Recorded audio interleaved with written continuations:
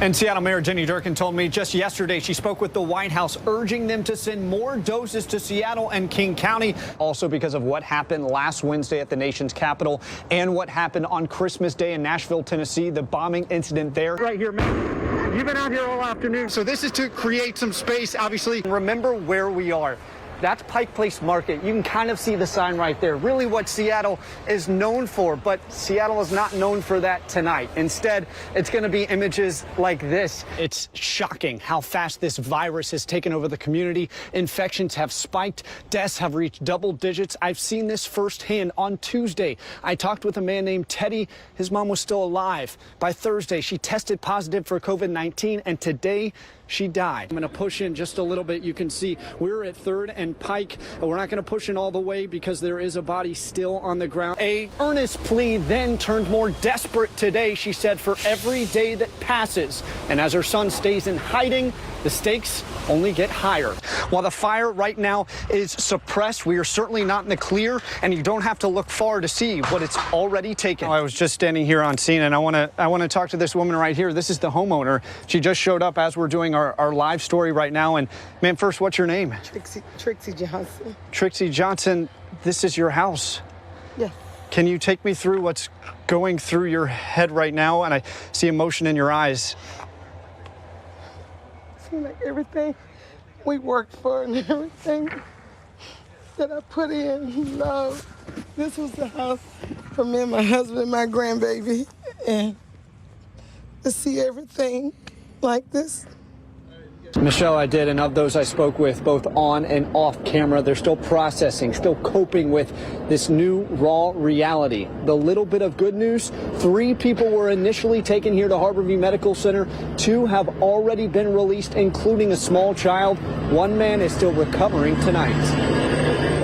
Darkness has fallen on the scene where just before 3:30, Benny Sheffield was driving down Mercer at Fairview when all of a sudden he felt a crash. It sounded like everything was crashing at once, basically, and everything kind of shook when it hit the ground. The crane had collapsed just behind his car. Fleeing for safety, Benny grabbed his phone.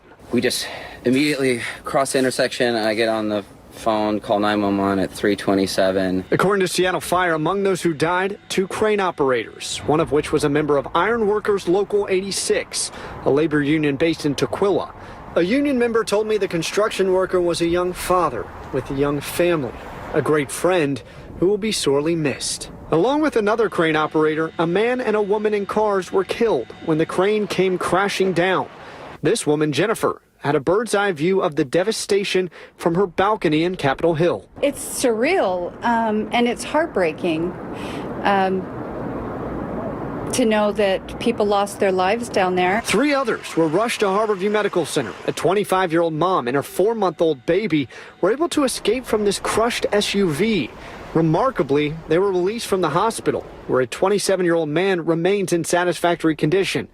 A day of despair, wreckage, and for Benny, relief. Just grateful to be alive, just happy to be here, and also heartbroken for, the people who were not as lucky. Inside the ICU at Harborview, doctors know what Kurt needs. Yeah, he needs fluids.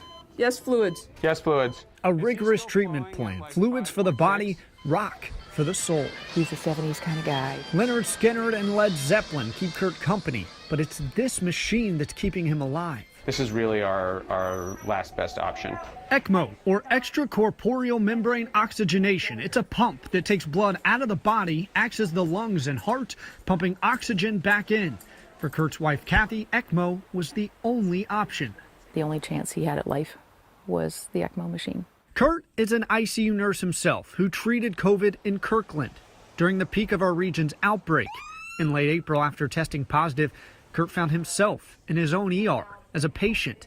He wasn't taken to the ventilator. Kathy weighed his fate as the father of 4 was crashing. The option was not put him on ECMO and let him die, or put him on ECMO. His hospital didn't have one. Only few do, but Harborview did. With a novel coronavirus, doctors are finding new ways to beat it. And with COVID patients with severe lung damage, ECMO gives those like Kurt a chance. The 4 that we have on now, I would say without ECMO, most of them would not be alive. Patients are on ECMO for weeks at a time. Hey, beautiful. Kathy calls in daily. It's almost like I was there, but not quite. Kathy said Kurt is having a hard time staying sedated, and his heart rate routinely spikes. You know his chances? What are they? I think probably the best anyone can give you on this earth is 50-50. That aligns with the numbers nationwide, where 156 of 314, or 49% of COVID-19 patients on ECMO have left the hospital alive. Okay, what's his hemoglobin? But ECMO is just a bridge. It won't repair a lung, just takes over for one, allowing it to recover. On Friday, some hope. After 3 straight negative tests, Harborview let Kathy in, a chance to see Kurt in person, hold his hand, and whisper a few words for only them to know. While he rocks out and recovers, back home, Kathy said their family is leaning on their faith, a devout belief in greater powers above and the one pump below. And I feel in my heart that there's a really good chance he'll get back here. But I also know that he may not. Patrick Quinn, Como News.